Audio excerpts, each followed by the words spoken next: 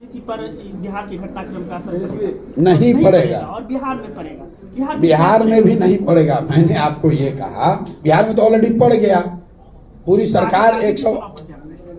सरकार 180 डिग्री से घूम गई। लोगों ने वोट किया था एक दूसरे फॉर्मेशन को। नीतीश जी की कृपा से अब हम लोग को एक नया फॉर्मेशन मिल गया और ऐसा पहली बार नहीं हो रहा है। आप लोग पत्रकार हैं, आपको आपके मेमोरी को रिफ्रेश भी करते हैं। 2012 के बाद नीतीश जी द्वारा बनाए जाने वाला ये 6वां प्रयोग है। 2012 के बाद 10 साल में ये 6वां प्रयोग है। जब भी प्रयोग उन्होंने कुछ किया है, इसमें एक ही बात कांस्टेंट है, नीतीश जी का मुख्यमंत्री बने रहना, चाहे प्रयोग कुछ भी हो। और बिहार के लोगों की दुर्दशा जो थी उस दिन ब दिन और बदतर होते जाना।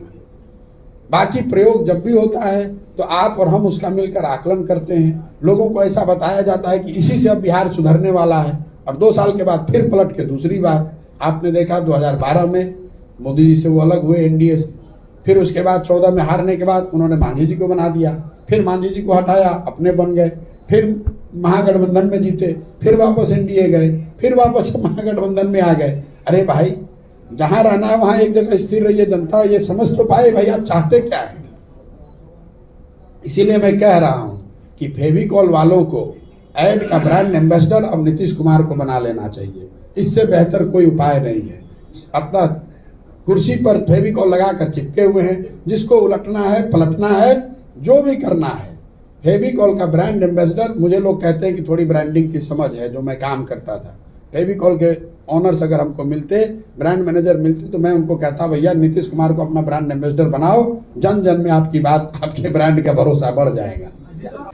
अब देखिए नीतीश जी के कहने का कितना लोगों को भरोसा है वो तो आप पर छोड़ते हैं।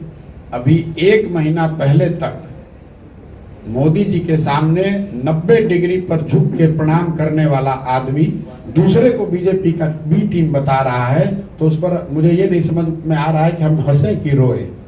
अरे भाई, अभी आप तो पूरे देश में, पूरे बिहार में घूम घूम कर ये कह रहे थे कि मोदी जी ही वो महामानव हैं, इनको कोई नहीं हरा सकता है, उनको झुक कर प्रणाम कर रहे थे। अब 1 महीना में आप कह रहे हैं कि दूसरे लोग अब नीतीश जी सर्टिफिकेट बांटेंगे कि कौन बीजेपी के साथ है, कौन नहीं है। दूसरी बात पर कुछ कह भी सकते हैं, बीजेपी के साथ होने और नहीं होने में नीतीश जी के सर्टिफिकेट का कोई वैल्यू नहीं है। उस सर्टिफिकेट का वैल्यू है 0।